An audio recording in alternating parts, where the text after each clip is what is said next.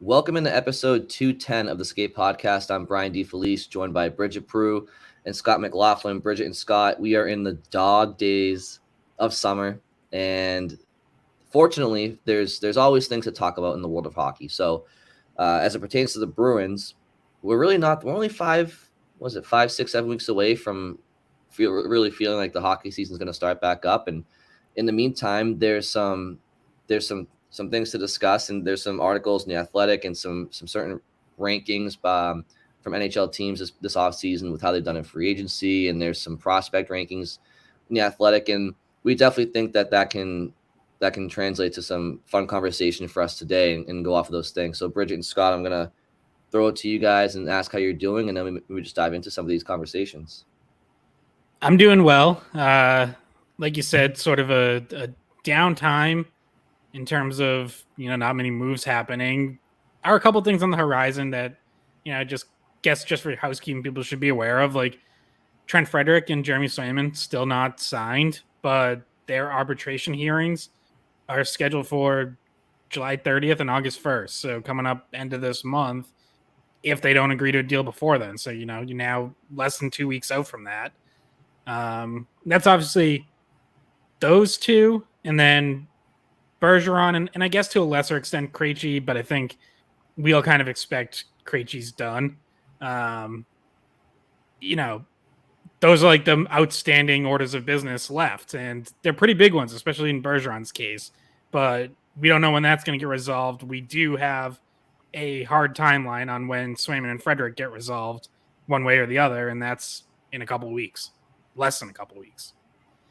Yeah, so we are kind of just, I feel like most days I wake up and just like refresh Twitter and if Twitter's working that day, to just always like, is there news on Bergeron? Is there news on Bergeron? Because that's the biggest offseason thing that we just don't know yet. But other than that, we have a few things to just discuss because, Scott also sent this interesting thing. We'll get to this later, but about the rumors. Apparently, there were rumors of potentially Pageau for DeBrusk trade, which I mean, just we can talk about it, but I thought that was just weird on its premise for a lot of reasons. But yeah, Brian, if you want to get us back on the rails here, we'll start with what we were going to talk about to begin with, which is comparing this year's team to last year's Bruins team.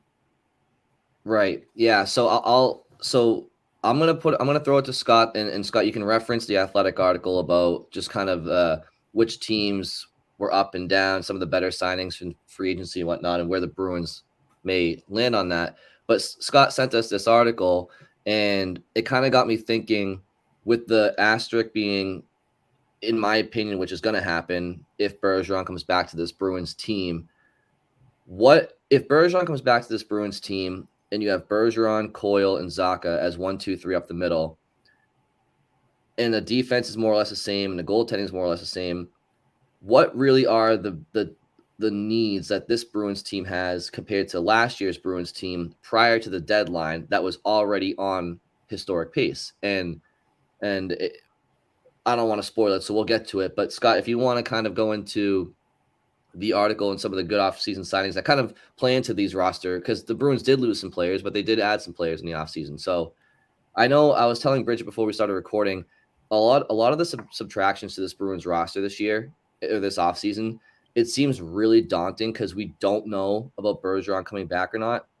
And I can say till I'm blue in the face, I think he is, but I don't know that yet, right? So, but put him aside, not only did the Bruins lose Taylor Hall and Nick Foligno, they also brought back none of their trade deadline acquisitions, like Tyler Bertuzzi, Garnet Hathaway, Dmitry Orlov. And that's why it kind of seems like there's an avalanche of players that they've lost. But they didn't have Dmitry Orlov, Tyler Bertuzzi, Garnet Hathaway for the first 75% of that season, where they were already on historic pace. So I'm more so looking at where the Bruins lie, where the Bruins are today versus how they were lined up a year ago today. And I think, Scott, the article that you sent us is probably a good place to kind of start because it just talks about some of the signings they've had so far. Yeah, so the Athletics posted like a couple different offseason rankings type stuff over the past week. And one of them that just went up on Wednesday basically looked at every team's offseason and rated them in terms of expected goals added and expected goals lost.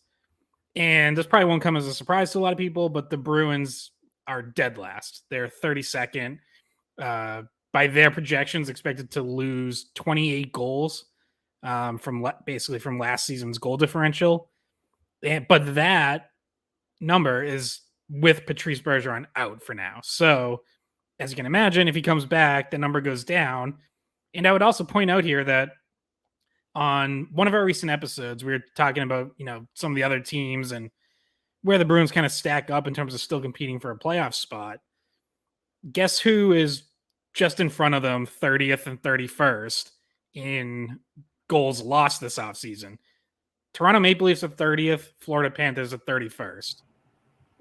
They both lost a lot too. And I feel like, sometimes we get so focused on the Bruins and fans in general and media around here, so focused just on the Bruins, like you don't totally pay attention to what other teams are doing. And it's like, yeah, Toronto added Tyler Bertuzzi, and that was, a nice steal for them. But that team lost Michael Bunning, Ryan O'Reilly, Eric Gustafson, Alex Kerfoot, Justin Hall, Luke Shen, Nola Chari. Like they lost all of their deadline additions too. And it's basically Bertuzzi, Max Domi, John Klingberg, and Ryan Reeves in. Florida, same kind of thing. Like lost Anthony Duclair and Radko Gudas, two really good players. We mentioned this before, but I did not understand at all the Panthers' approach when it came to defense this offseason, where it's like they just threw quantity at the problem instead of just going like all in on an actual top 4 defenseman and just signing one guy. So I definitely see a step back for them as well. So this is what happens in a cap-strapped league. Like most of the good teams lost a lot more than they were able to add. So yes, the Bruins on paper look much worse, but they also were, at least regular season wise, starting from a higher place and are not the only good team that lost impact players this off season and had to replace them with something less. Yeah, exactly. Like you go from the Atlantic being so high powered and Toronto being such a good team last year, the Bruins obviously being a historically good team, but everything has found a way to even itself out. Every offseason when, free agents become available, everything starts to shift and balance, and it's about making the right moves after that. So I guess that is good news for the Bruins in terms of playoffs. And Brian, if you want to tee up your thoughts about, what the Bruins would look like if Bergeron comes back, and then kind of where they would be this upcoming season compared to how they finished last year. Yeah. So, I mean, if Bergeron comes back to this Bruins team, you're looking at Bergeron, Coyle, Bergeron, Coyle, and Zacha up the middle. I mean, I don't know which would be second or third between Zacha and Coyle. I think Zacha would be number 2. But if Bergeron comes back, you have 3 very, very capable number 1 through 3 centers, and you also have Morgan Geekie who can play center. And I just you're fine up the middle. On defense, Connor Clifton's gone, but Kevin Shattenkirk comes in. Your defense is more or less the same, equal to, if not better than last year on paper. And again, this is all before the deadline acquisitions, right? So yes, you lost Dmitry Orlov, but you didn't have him most of last year, okay? And then the goaltending's the same. So up front, if Bergeron comes back, you're fine at center. You're fine in the bottom 6. I mean, last year's bottom 6, you had Trent Frederick, who at the time didn't have 17 goals to his name in a season. You had AJ Greer, who was a flyer that you took on, and you kind of hope that thing. You had Nick Foligno, who was coming off of a very down season. So yes, all these players had great seasons, but comparing and contrasting to where this Bruins team is this year to last year, in my opinion, guys, you're one. If Bergeron comes back, Zacha at his stage in his career, I think is a net positive over Krejci at the stage in his career. I think he's faster. I think he's entering his prime. I know you had the 2 of them together last year on the same roster, but Zacha wasn't playing center. Krejci was. So I don't think you're going to miss Krejci as your number 2 center if Zacha's your number 2 center at all. I really just don't. What you're missing, I think, is a top 6 left wing. It's the loss of Taylor Hall.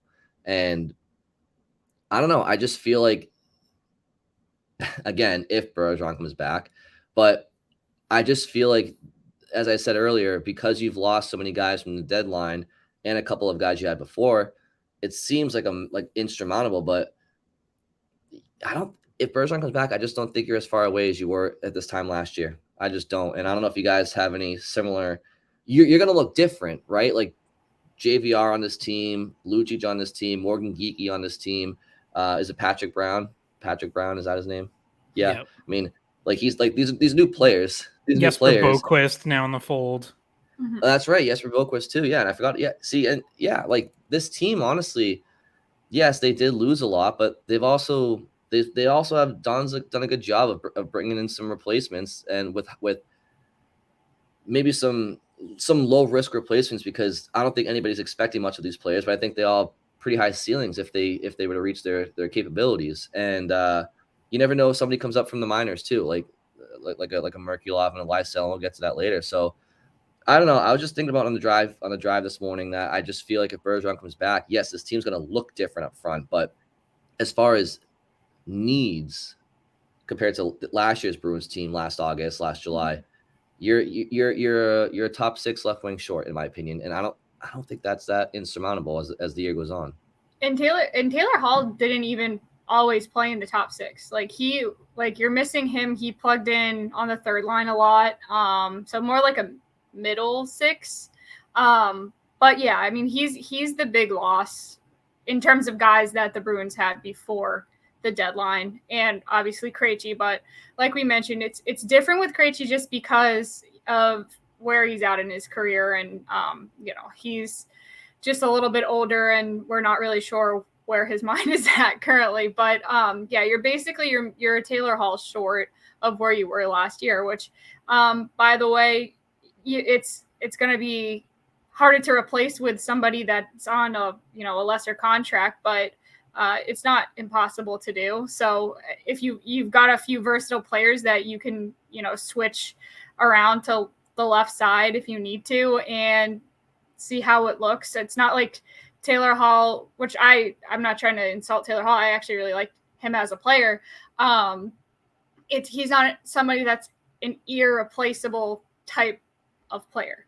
So you're going to be able to try some people out and slot them in there. And that's just because you had to get rid of someone and you had to decide where it was going to hurt you least to shed a contract. And that seems to be what they thought was going to hurt the team less than, say, getting rid of Ullmark's contract if they weren't liking what they were going to get in return for Ullmark. So to your point, Brian, yeah, the team, especially on the back end and in net, if the Swayman negotiations go as expected, the team is not that far off from where they were last year if Bergeron comes back. But that's just such a huge if. And I know you feel like, okay, he's definitely, like, you think you're pretty positive he's coming back.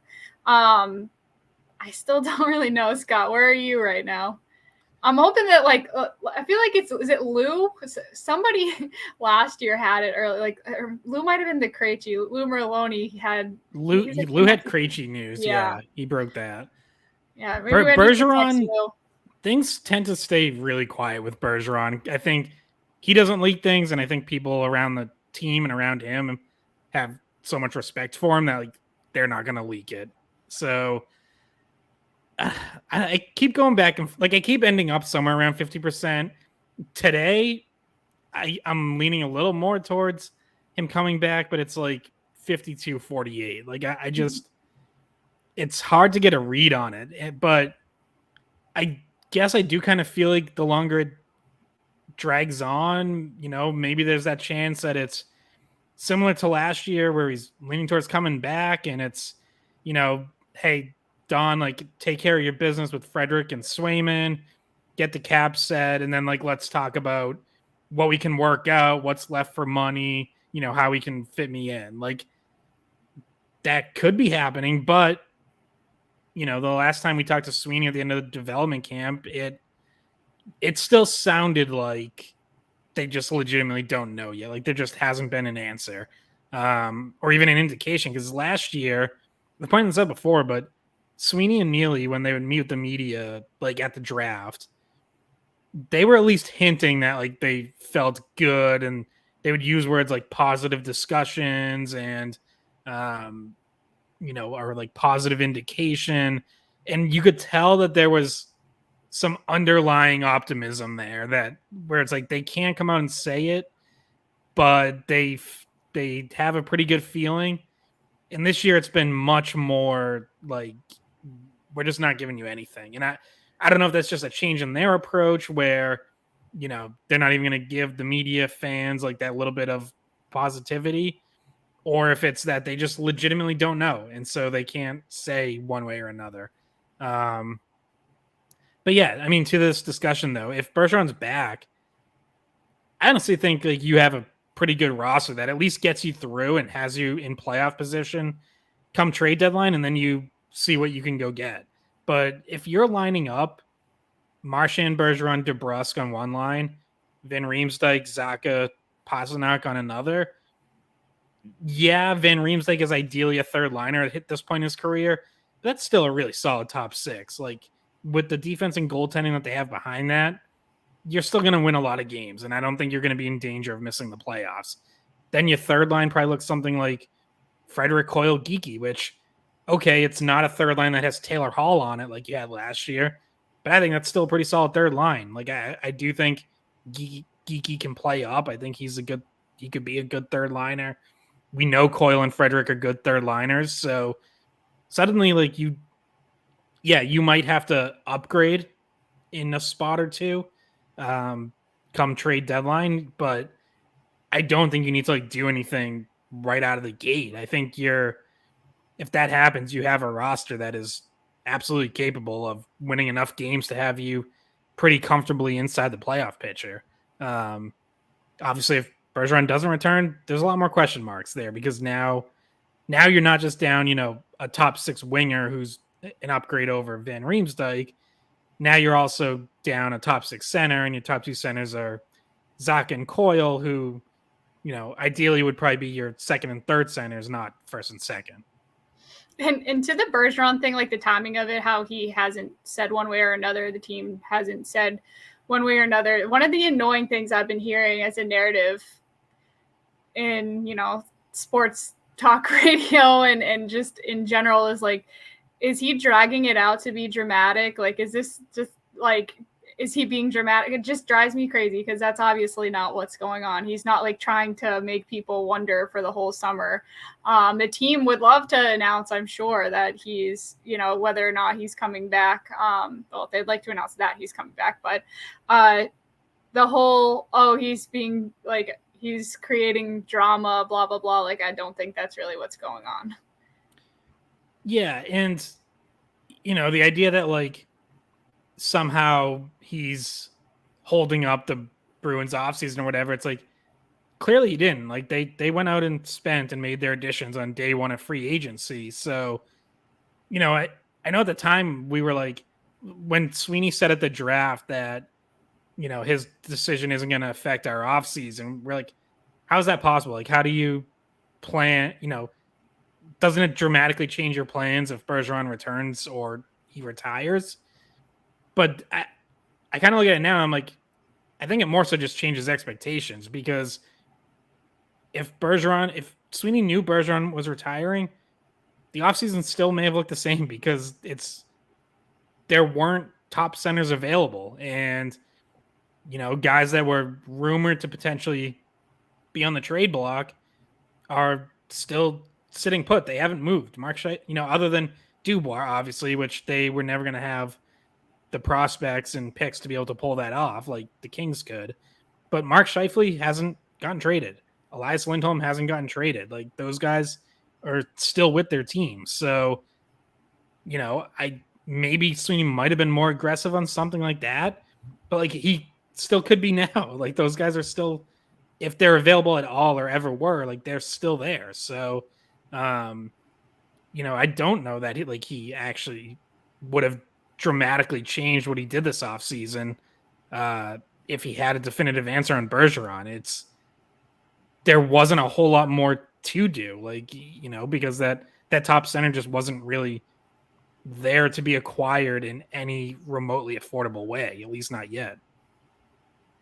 Yeah, I mean, I think when I think about the situation of Bergeron coming back or not coming back, and yeah, like if he doesn't come back, it changes things dramatically. It just does. But there's 4 reasons why I feel like I just can't shake him, and to me, it's why he's coming back, and it's first and foremost, I think there's a lot of like Hollywood ending type script to his career here if he can be a part and captain the team during their centennial season, and he would have been there for a fifth of it, which is crazy. I mean, like it's going to be his 20th season, so I just think there's a lot of validity in him wanting to be a part of next year, whether they were going to be projected to be the President's Trophy winners or be the last place team in the league. I think he wants to be a part of that team on the ice. I think that means a lot to him.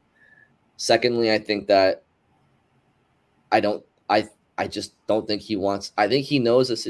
Not I think. I know he knows more than anybody the situation that the Bruins are in at center if he were to hang him up this year.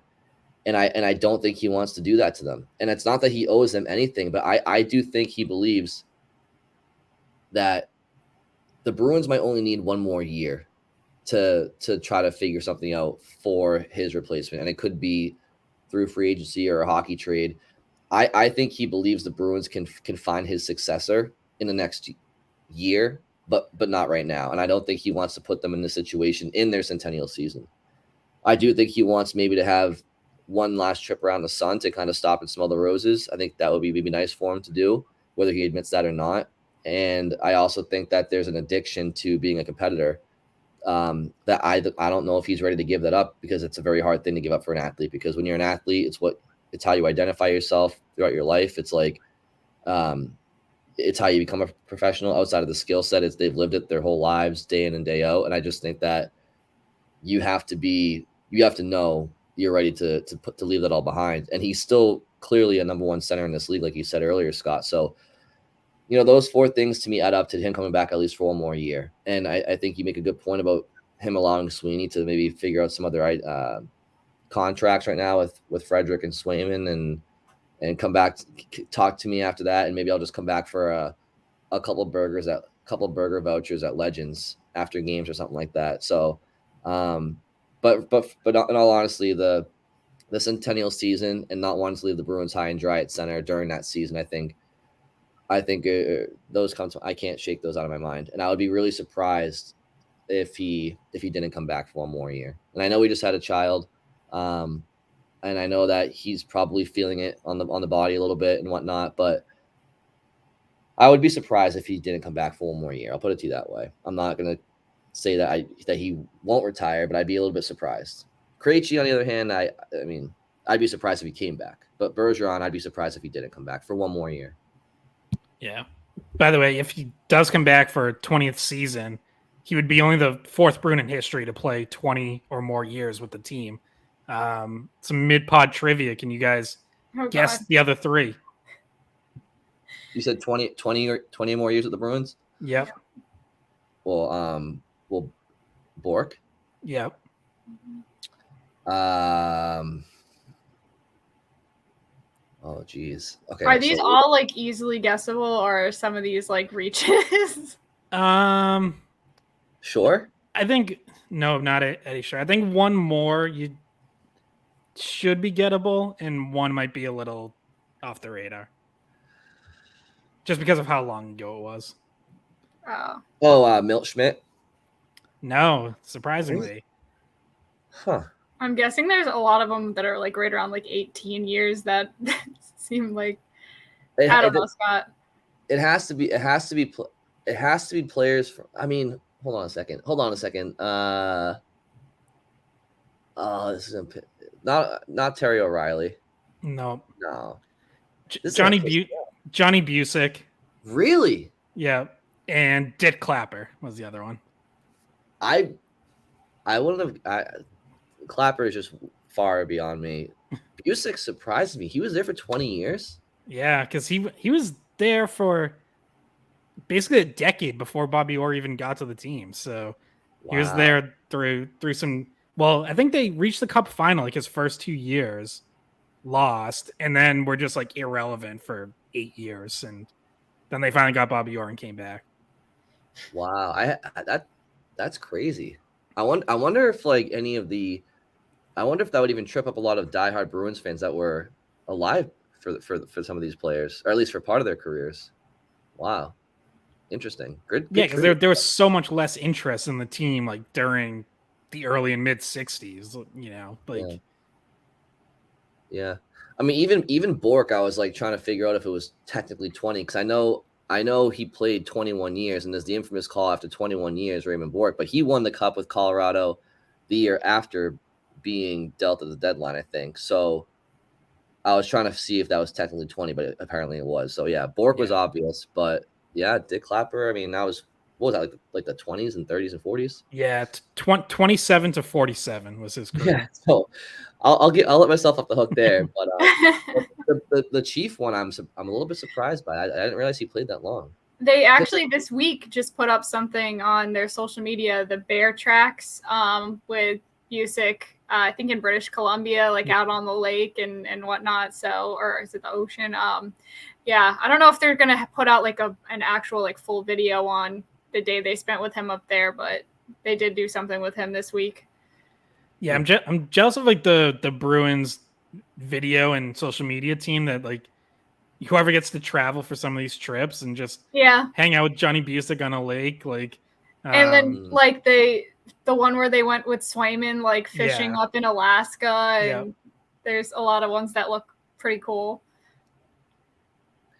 You know, and also real quick, just to kind of go back to that conversation we were having, because Scott, you brought up the Maple Leafs and the Panthers, and then like also in the divisions, Tampa Bay, and maybe I'm neglecting some key additions for them, but I know they lost Alex Killorn and they lost Ross Colton, and those are two important players for them too. I'm blanking on who they may have brought in to help their case, but they're 26 on this list too. So like they're down there. Their additions, all kind of depth guys. I mean, Connor Sheary, I guess the biggest, but my guy Connor.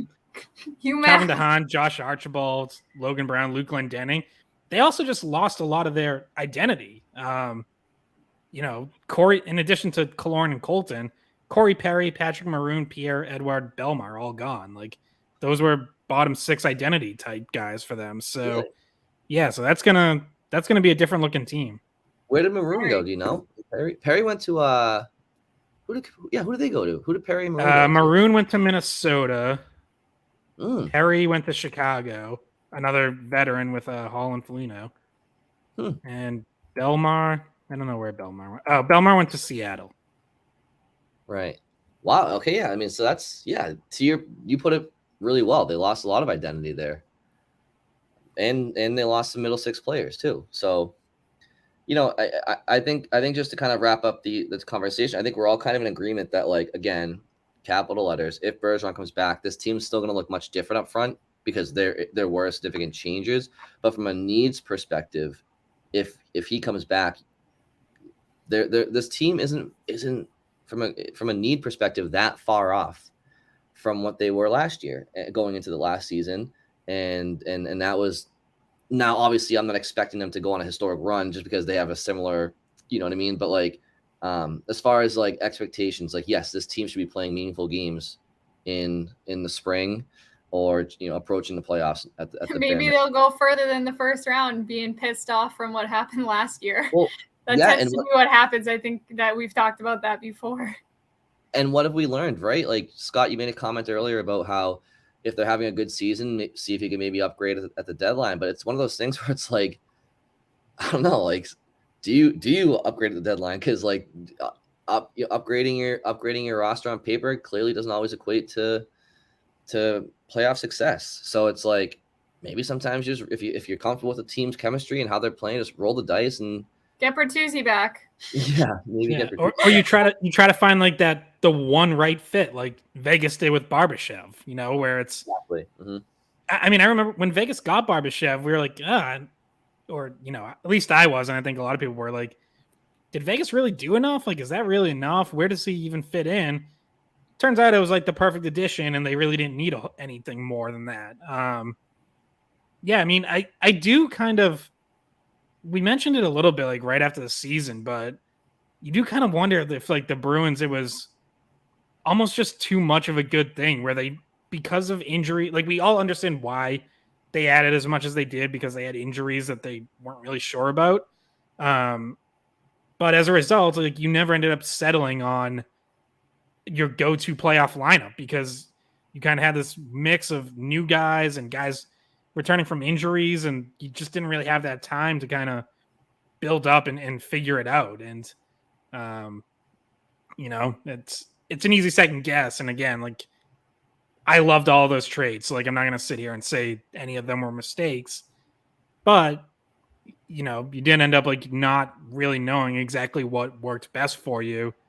And had you, maybe if you only had one of those guys, you probably have a much better idea in that first round because you can default to, well, let's go with what we had all season. Like why mess with it? And they didn't really get to do that because they also had new guys that they had to figure out where they fit. Yeah, I mean, the defensive rotation was something that we talked about. Like, you now have an extra guy. Are you sitting Clifton? Are you sitting Grzelcyk?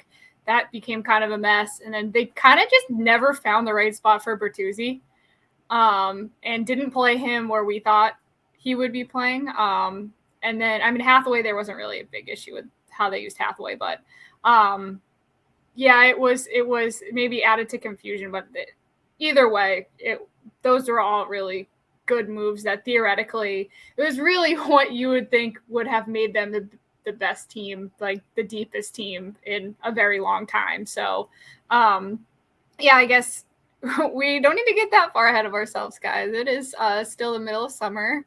We don't need to figure out who they're going to add at the trade deadline this year. I think, inquire on Bertuzzi again. Just kidding. Because that might help us segue into the other article that Scott sent us, though, because the Athletic also ranked the best free agent signing contracts, and Bertuzzi was high up there. So, Scott, if you want to set this up. Yeah, so I don't think they're actually ranking them in order. I think they just listed them off. But yeah, Bertuzzi was on there. Obviously, you get Toronto gets a player that good for 1 year, $5.5 million. But also Morgan Geekie and James Van Riemsdyk were on there. Geekie 2 years, $2 million, and the Van Riemsdyk 1 year, $1 million. Actually, I think Van Riemsdyk was an honorable mention. But Geekie's like we've talked about Geekie before, and I think we all like that signing. And yeah, I guess if you're doing like either or, you'd rather have Bertuzzi than Geekie and one or two other guys or whatever. But Geekie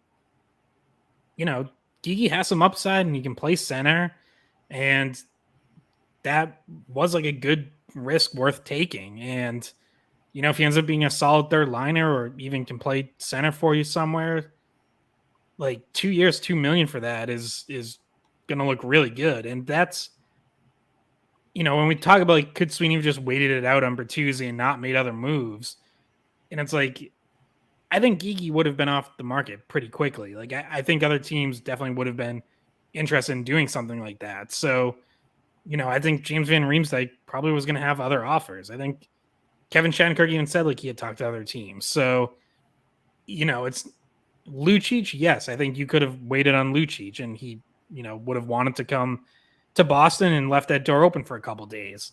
But the other guys, like I don't know if there's any guarantee that any of them are still there past Saturday. So, yeah,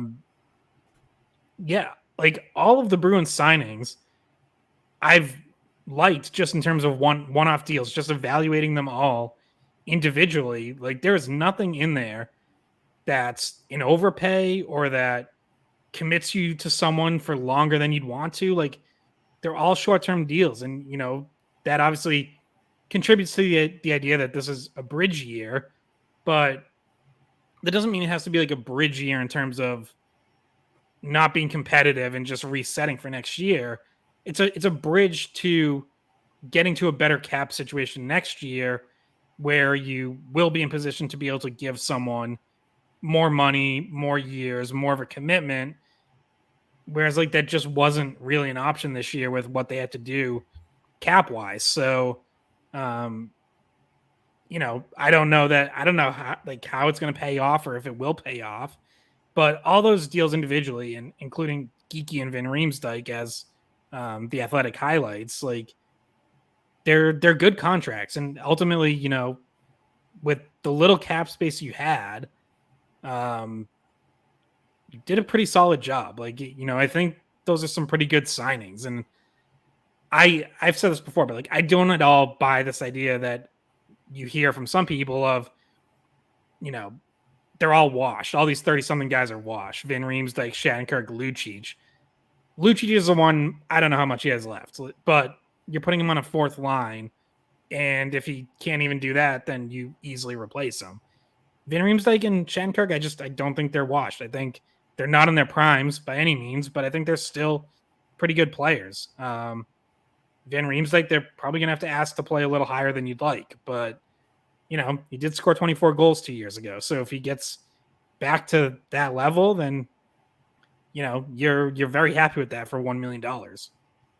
Yeah, I'm on board with that signing. I know you said it's an honorable mention, but I thought that was one of their better moves that they made, maybe the best move they made this offseason.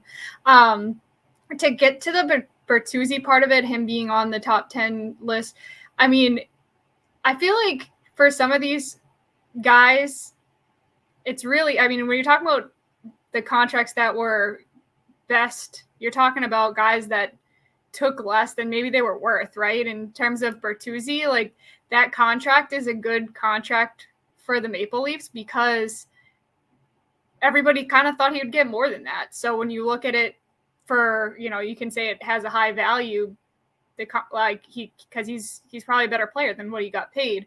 But as we've gone over before, it seems like maybe he just misread the market, ended up with a 1-year deal, even though probably he would have liked more than that. Now he's in the same situation where he'll be on the move again in the offseason potentially, or even at the trade deadline again. Or at least he's set up for that to happen if he doesn't want to sign back with Toronto, or if for whatever reason, I don't think Toronto would want to trade him because they'll be buyers at the deadline. But yeah, so he's kind of stuck in a position where now he's going to be nomadic again at the end of the season. Potentially, yeah, and he kind of strikes me as the type of player who when he was with the Bruins, and in particular because we got to watch him and you guys got to talk to him and stuff. But Friday Night Lights, the movie, not the TV show, the movie, Billingsley.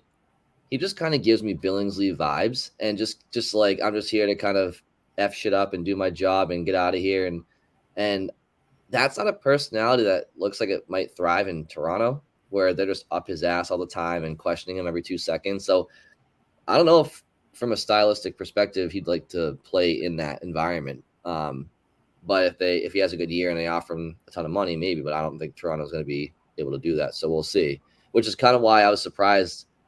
I mean, you could say Boston's like that too, but Boston's nowhere near Toronto. No one is when it comes to media scrutiny and whatnot. Yeah, you're right about that. It works until something goes wrong, right? Like I think when Nazem Kadri first started up there, people loved him, and then media whatever gets a couple costly suspensions, and all of a sudden everyone turns on him. Michael Bunning, same thing. Like he came in, people up there, loved the way he played and agitated and got under people's skin.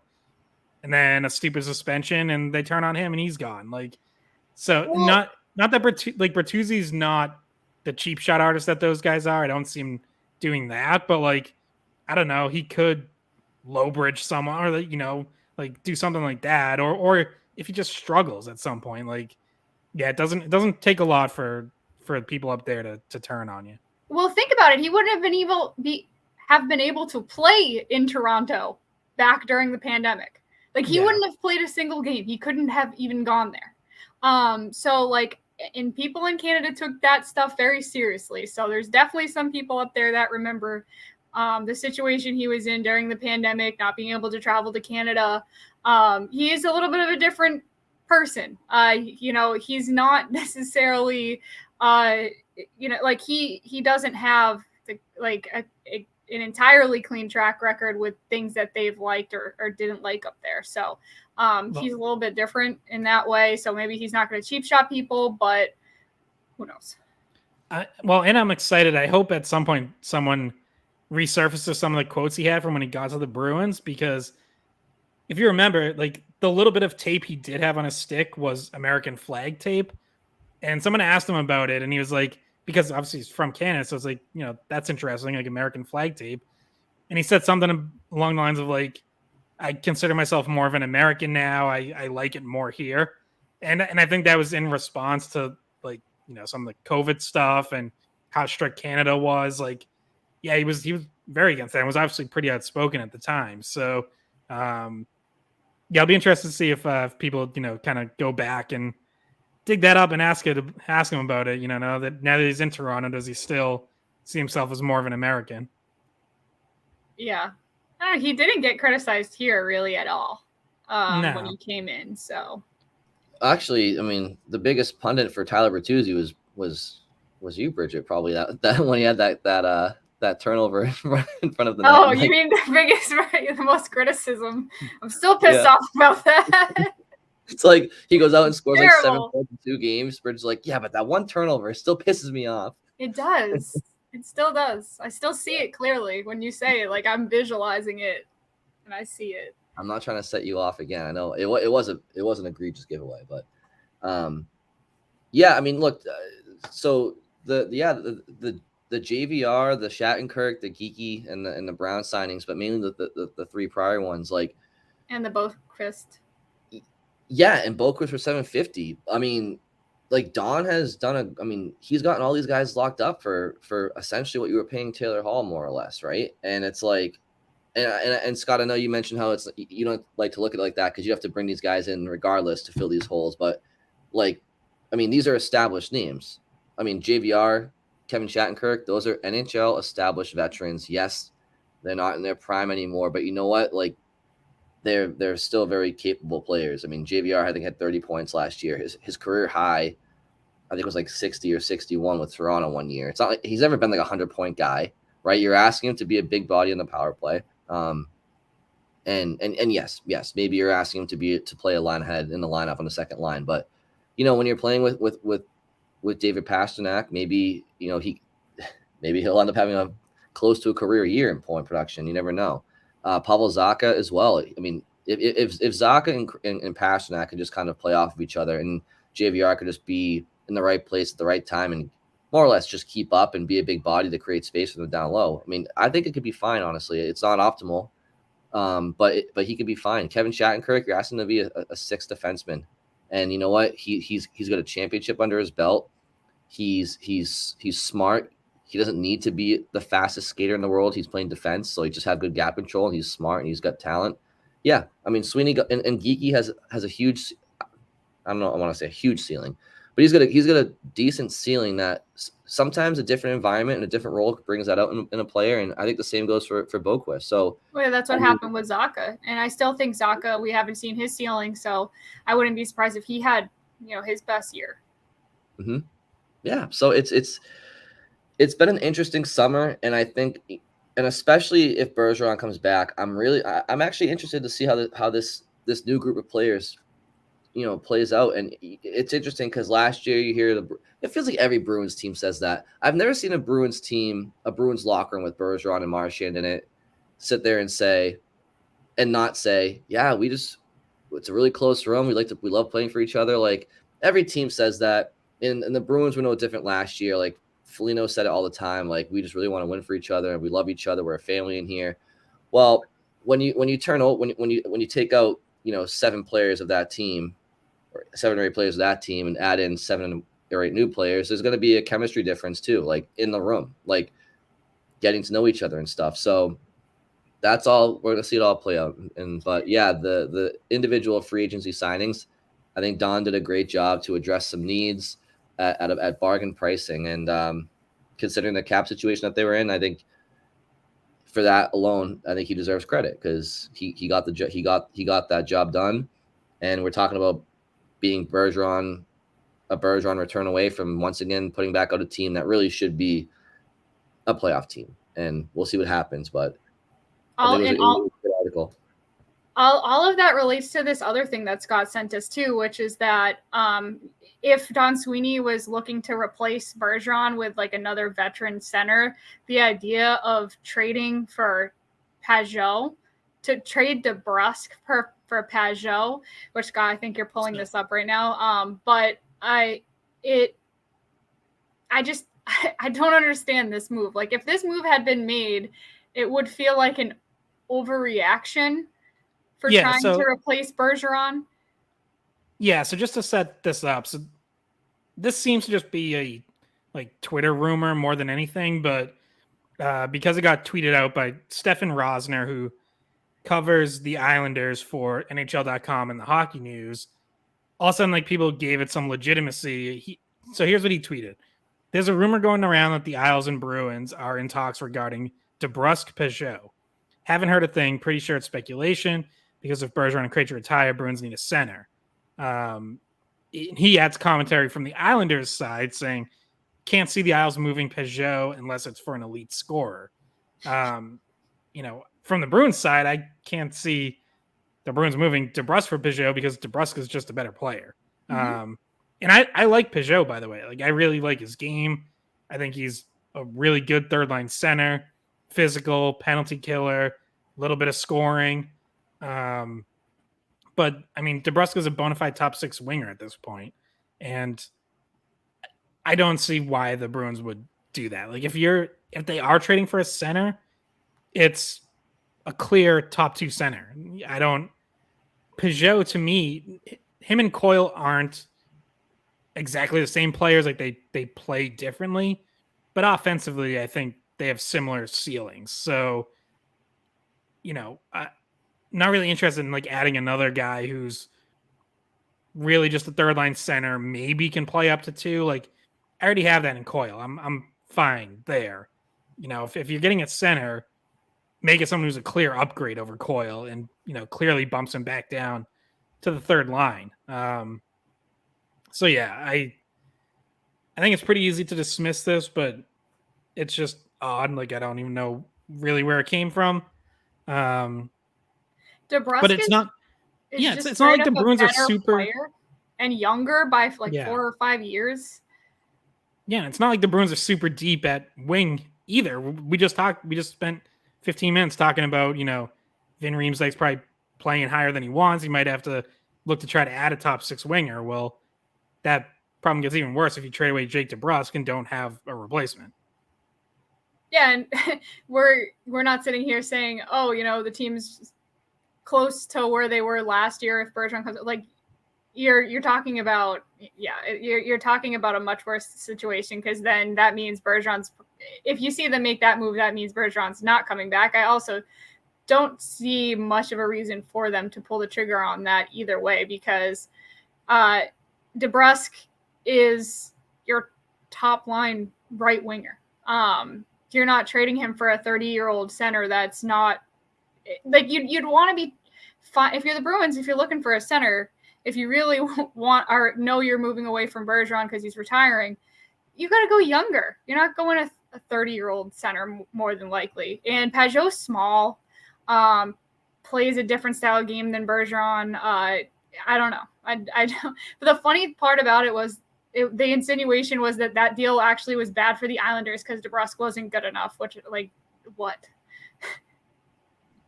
Makes no sense to me whatsoever for either team. I mean, no. I mean, to that point, Bridgette, like, yeah, the Islanders should be all over bringing in DeBrusk for Pageau. I mean, Pageau is like he's a PK specialist. He plays on the power play, I think, but more of like a bumper net front type guy. He's a pest. He's a pest he can shut you down up the middle. He's a shutdown centerman on a third, second or third center on a really good team as a shutdown guy and can put a few goals in here and there, but he's not. Makes no sense. The age thing alone, it makes no sense. I mean, yeah, makes no sense. I mean, I get why the Bruins front office would like Peugeot because he did, 2 years ago in the play, or I guess 3 years ago now, he did a damn good job checking against the Bergeron line in that series. Like, he was a huge reason the Islanders won that series.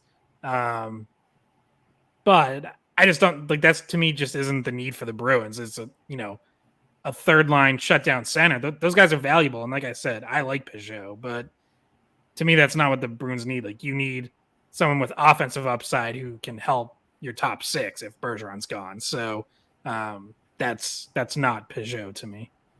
Right. Yeah. And DeBrusk is also, if you were to play a full season, I mean, he's entering / he's in his prime. Like, if it wasn't for an injury last year that kept him up for a couple of months, I mean, you're talking about a 35 goal scorer, right? Close to it, maybe. Yeah. So it just doesn't make sense to me. I get the Bruins. If you have no Bergeron, like you need a center, but come on, I mean, that's just not. That's a very short.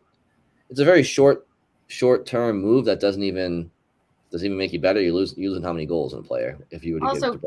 So DeBrusk has the better contract too. Like, DeBrusk is getting paid less, I believe, by like $1 million or something like that. Like, DeBrusk has a more affordable contract. So that also makes it stupid because we already know how cap strapped the Bruins are. So there was another. I feel like Scott must have sent us about 55 articles. No, I'm just kidding. He sent us 2, maybe 3, but we haven't gotten to another very interesting one. And I know we're getting a little bit towards the end here, but this one shouldn't take more than 10, 15 to discuss. But Scott, another Athletic article talking about or ranking the top 50 prospects currently following the most recent NHL draft. And surprise, surprise, Connor Bedard is number 1 on that list. But how far down do you have to go before you find a Bruin? You're not going to find it in the top 50. So this is Scott Wheeler from The Athletic, who's, whether you agree or disagree with his rankings, I really like Scott's work. He watches everything, is just all over everything prospect wise, but he does not have any Bruins in his top 50 and has a list of it's got to be another 25 to 30 honorable mentions, and Fabian Lysell is an honorable mention.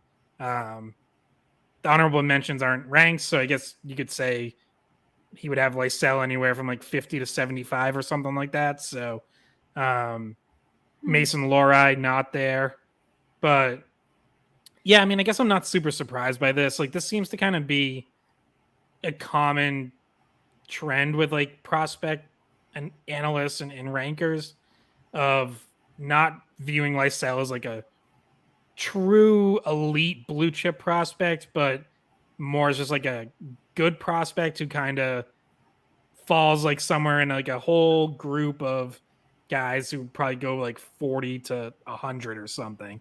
So I'm not overly surprised by it, especially as we talked about around the time that I had Lysell for the podcast. He wore down last season, his first year as a pro, and I'm sure that kind of last impression of him is not super positive. If you're evaluating guys, right? Generally, if someone's going to move up in rankings, you look to guys who probably finished the year strong and left a good sort of final impression. In Lysell, you got a really strong start to the year in Providence and then kind of trailed off, inconsistent, 0 points at World Juniors. Not to mention the concussion that, affected his offseason training this summer. So yeah, I'm not totally surprised, but I also know from reading other things Scott Wheeler wrote in the past, I do think he likes Fabian Lysell. He was the one who had the article about how good of a skater he is and had a quote from Lysell's GM with the Vancouver Giants who compared him to Connor McDavid and Pavel Bure. Which you asked him about, Scott, in your interview. Yeah, and he hadn't seen it. So he was like, I don't know about that one. But yeah, way to not put any pressure on the kid, Vancouver's GM. Well, he didn't know about it though until you told him. True. So it's your fault.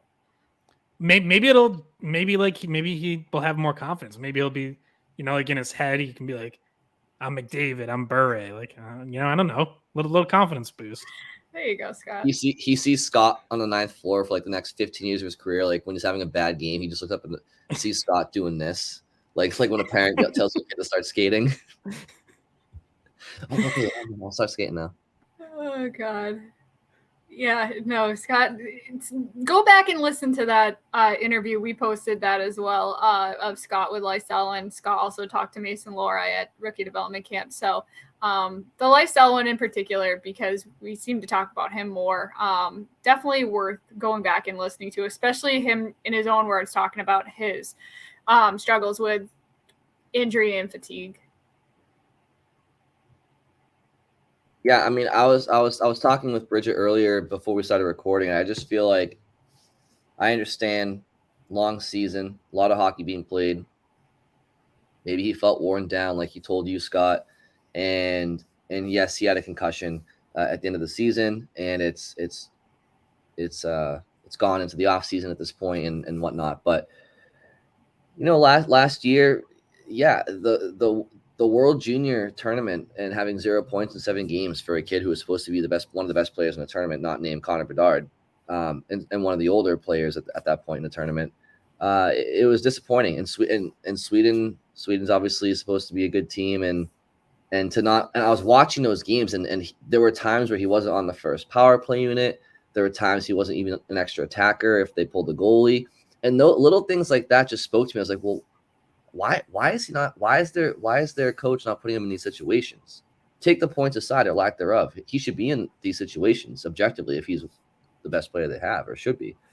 So that stood out to me. And he did answer that, and he did say by that point in the year he was burnt out, and he was really feeling it.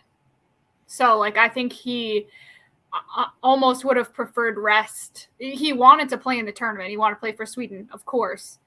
But he was talking about how he really, at that point in time, probably needed rest rather than to be playing there. Yeah, and it's not like he just wasn't good enough for that stage, because we know they had another World Juniors in August, like just months earlier, because remember the 2021 version got postponed by a COVID outbreak up in Calgary or wherever it was. So they ended up playing that in the summer in August, and he was much better in that tournament. He had 6 points in 7 games in that one, and then just 4.5 months later, he has 0 points. So like, yeah, obviously something happened, and at the time there's like speculation about maybe an injury or something, and it sounds like it was just fatigue, worn down, like needed a break, which is kind of concerning on its own, because it's like that's only end of December, beginning of January. Like there's still a lot of season after that. So, it's like, it'd be one thing if like he got to March and then for AHL playoffs, he was worn down. right. But, hitting that wall in December and January, even with starting the season early in August, then Bruins camp and preseason, whatever, like that's still a bit concerning. So you have to hope that, that he is going to get stronger, build up endurance, all of that for this season. He talked about rest and recovery, things like that. So, I think the good news about that is that it's not an injury and that it's fixable. And not only is it fixable, like you can work on it in the off season. You can obviously work on strength and conditioning. You can work on what makes your muscles feel better after the game, what your recovery strategy can be. Also, diet is something that you can change in order to help with recovery, and cramping and different things like that, supplementing and dieting. So like those are interventions that you can make, and that's on you, right? If you figure it out, what works best for you, you can make those tweaks. And obviously now that he knows that that's a big point of emphasis for him in the off season, he's said he'll be focusing on that. So, that in my mind, that's a good thing. I view that as something that's pretty fixable, especially for someone his age and with the help that he'll be able to get with the staff that they have around the team, which we've touched on in the past, like their nutritionists and their their trainers and whatnot probably have a good idea of things he could change. So last year in Providence, he had 37 points in 54 games. As we talked about earlier, the World Juniors was more or less a no-show point production wise for him. He had the concussion. So as it pertains to the article that Scott sent us, it makes sense why one would look at his season last year and be like, all right, Fabian didn't jump off the page. He wasn't a world beater. And maybe we're going to drop him a few pegs based off of last year. I guess the question is last year the anomaly because he was tired with a lot of hockey being played because he had a concussion? Is last year representative for not just him, but all these players? I'm sure there are players that were ranked highly and that might be the best hockey of their life, and they might not reciprocate that going forward. But I guess the question is that the outlier? Is that the anomaly for Lysell? Can he bounce back? And when he was drafted, a lot of the discussion was that he may have been taken 23rd overall, but he was viewed as being one of the most talented and skilled skaters in that draft. And so at this point, a couple of years after being drafted, he turns 21 in about 6 months. Take last year aside, put on the back burner. Is it unreasonable for Bruins fans, for the Bruins, for Fabian Lysell himself, to expect for him to make a push for the Bruins this year? I mean, you look at a player like Wyatt Johnston and Scott. We talked about him before too. Taken in the same draft, he had 40 points for Dallas this past year. It's a different league than it used to be. Do you have to be the biggest and the strongest? No. To make the NHL? No. I mean, should you gain that strength and size over time? Yes, but do you need that to break into the league anymore? Not necessarily. Look at David Pastrnak. I mean, look at all the pounds that he put on after his NHL debut in his first season. So to just make the NHL, to be the best player he needs to be in the NHL, yes, he needs to add size and strength. But to make the NHL, does he need that necessarily? And I guess that's a question I think we'll find out. But is it unfair to have these expectations at this point, 2 years later, for a first round draft pick with seemingly a ton of skill and potential to, make the NHL at this point, or at least be close to it? He should be at this point. Yeah, it's definitely fair to say he should at least be close and pushing for a spot. You don't want him to be far off, and I don't think he is. Like, I think the way he played the first half of the year in Providence, you mentioned, season point totals, but up until World Juniors, so like through December, up until World Juniors, it was 19 points in 20 games out of the gate for him. So, like, that's really good for a first year AHL player at that age. And then it just tailed off. So it's like, can you get that level of play just more consistently and for longer? Because if you do, then you have a guy who's basically there, like who's probably ready. Wyatt Johnston, like you said, 24 goals, 41 points, played the full season in Dallas last year. So that's evidence that, like, it's not too early. He went 2 picks after Lysell. So that's evidence that, like, it's not too early. I would also point out, as a counter argument, from that 2021 draft, from pick 13 through 51, other than Johnston, you have a grand total of 2 NHL games played from all those players taken. So it's not like Lysell. Yeah, he's kind of an anomaly. Yeah, so it's not like Lysell is like behind a bunch of guys who were taken around him in that draft. It's just the one. It's just Wyatt Johnston, who accelerated faster than anyone else who went around that range. So, but yeah, and like, who had an opening, and Lysell really hasn't had a spot open. Yeah, an opening, but and he took it and ran with it. I mean, he won a spot and got off to a good start and stuck. And, like, he wasn't like great in the playoffs or anything, but he was on a team and making an impact for a team that got to the Western Conference Finals. So, I think you're getting to that point where, like, I'm not going to be disappointed if Lysell has to start the year in Providence and even spend quite a bit of time there. Like, I think that's fine, because I think there's still more he can learn and improve on at that level. But yeah, you do want to see him make a push this camp in preseason. You want to see him get into preseason games and look like he's not out of place, which I think we've seen at times already. Like I thought even last year there were a couple preseason games where he looked pretty good, and like then you'd see him get knocked down or run into the boards by defenseman, and you'd be like, oh, like okay, that's kind of a hey, here's a learning moment, kid. But yeah, like it would be discouraging if he looked like he's far away and you're like, wow, he's not even really challenging for a job.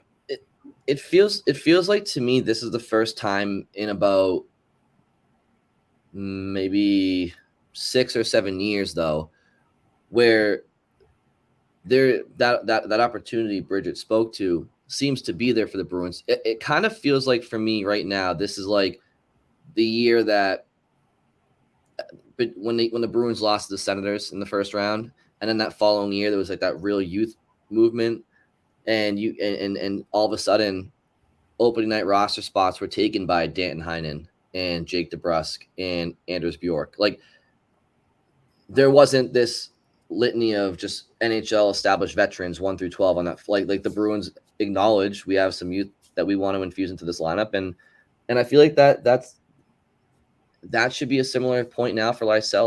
Like there is opportunity here. I mean, there just is the especially in the bottom six. Like there should be jobs to be had, and I know we just talked about some of the signings this offseason, but I don't know. I mean, Jake DeBrusk, he needed a full year in Providence, and then he was kind of ready. And Danton Heinen had some time in Providence, and like it just seems like Lysell, if he was drafted last month, I wouldn't be saying this necessarily, but he was a former first round pick a couple of summers ago at this point, and while the Bruins hope to remain competitive for sure, and they have a competitive roster, there's opportunity there. So I just think that I don't put too much stock.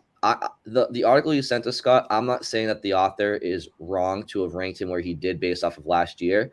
What I'm saying is I don't know if that's representative of him going forward as a prospect and a player. But I definitely want to see him push. I definitely want to see that. And I don't know if I need to see him in Providence for a full season to do that. I think because of where he is with like his recovery and him not being able to work out this entire, like he started the offseason still recovering from the concussion. So he hadn't had like an entire offseason to work on what he needs to work on. I think maybe a health-wise would be the reason why you'd want to see him spend more time in Providence to start the year. Obviously, depending on his recovery and how far along he is in progressing towards having that higher stamina, like we mentioned, could be one of the main reasons to keep him down there. But obviously, huge opportunity in training camp I should say in preseason for everybody trying to push into the NHL roster, especially him with eyes on him. And we've talked about Merkulov before as well. So then that's not that far away either. That's in September. So we'll be starting to watch some hockey come September in about a month and a half? No, a little longer than that, but not too far away. To start the season, I definitely agree. I would say this though. I would say, and without seeing how things play out, it's kind of a interesting way to look at this. But I feel like if he goes all next season without coming up to Boston at some point, something would have really had to have gone wrong, in my opinion, in his development or health wise. I mean, I even if he's like leading Providence in scoring and their playoff hopes and their season rides and dies on like how he does with, it's like, so what? Like you're a farm team. Like if Boston needs him, he goes to Boston. Like, so to all the points you guys made, like in Bridgette in particular, getting over the health and stuff like that, to start in Providence, I wouldn't be disheartened by that. I wouldn't be upset with it. Like they have enough guys in NHL ready to start the year, but I would definitely expect him to be in Boston, hopefully no later than halfway through the season. And if he goes the whole season without coming up to Boston, then something had to have gone seriously wrong. And if that's the case, then maybe then it's time to panic just a little bit on the prospect, but not panic because he'd still only be 21 years old. But anyway, it's a young man's game nowadays, and I think that the opportunity is there for him. So, and he has the skill. And it's interesting because like he there's multiple places he could slot in. Like, if he can make a push, it's like in the scenario where Bergeron maybe doesn't return, like there's an obvious opening on the third line where you could see him with, say, Frederick and Geeky, and it's like your competition for that is Lauko, Greer, Lucic, Boquist. Like, it's not like that's like the greatest competition. So like he could beat those guys out, be a third liner. I think this would be a little aggressive, but like best case scenario, if he really shows he's ready, is like, we talked about, Van Riemsdyk might be playing too high. Well, one scenario that could drop him down to the third line is, say, Bergeron does return. Where did Jim Montgomery put Lysell in preseason last year?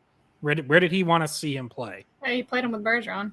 With Bergeron and Marchand. So, like, best case scenario where things go really well with Lysell, I don't know. Like, is that totally insane? I'm not expecting it, but that would be a pretty solid place to start. Put him with two very defensively responsible players, take, that part of the workload off.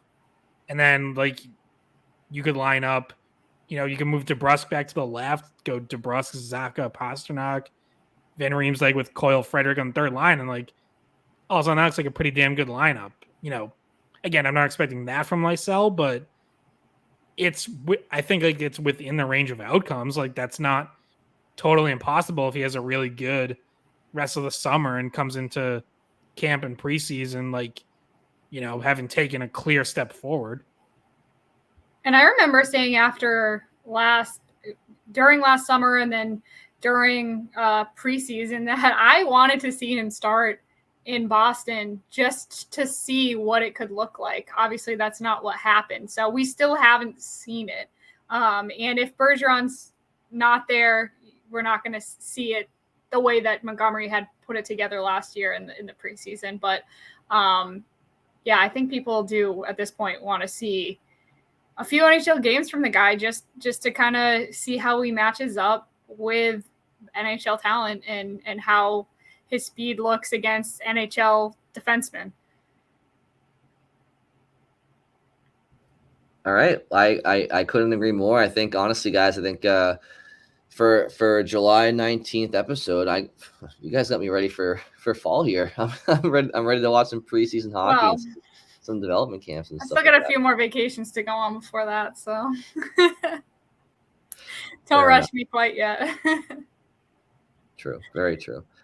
Well, honestly, in all seriousness, good conversations. There's a lot to look forward to. It's going to be very interesting. Very interesting to watch how things play out, how the lineup shakes out with Bergeron coming back. If he doesn't come back, let's see what happens with Frederick and Swayman, like Scott, you mentioned off the top.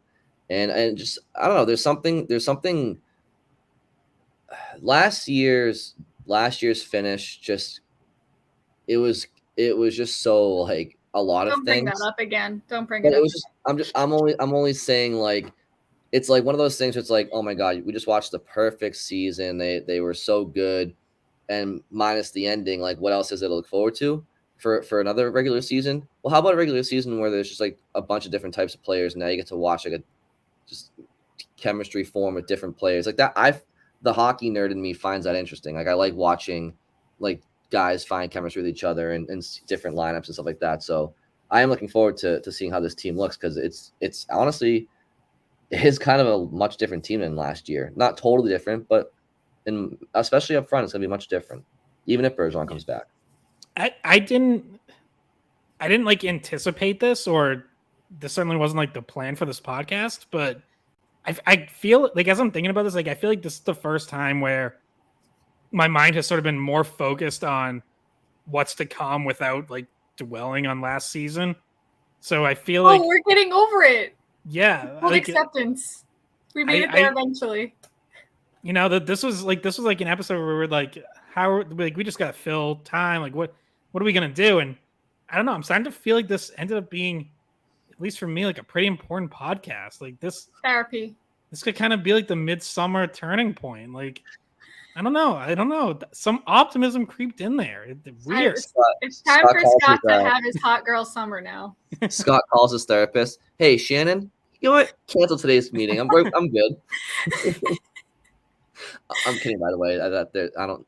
Maybe he does have a psychiatrist named Shannon. I don't know, but No, yeah, not you're right. Shannon. No, Yeah, not Shannon.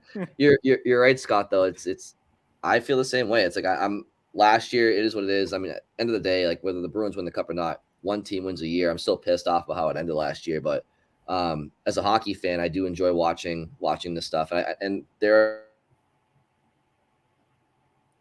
been in challenge. So There we go.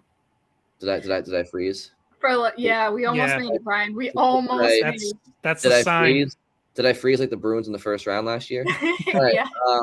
If that's the case, guys, any final thoughts for either of you? No, I'm all good. I got it, everything I needed in. Yep. Bridget, you're good? All right. I'm good. Well, thank you all for listening, and we'll talk to you very soon. Hey, guys, thanks for watching the Skate Podcast. If you want to see more of our videos, visit our playlist. Not in front of a screen. You can listen to us on Spotify, Apple Podcasts, or wherever you get your podcasts. Don't forget to follow us on social media. And if you enjoyed this video, please don't forget to give us a thumbs up, subscribe to our channel,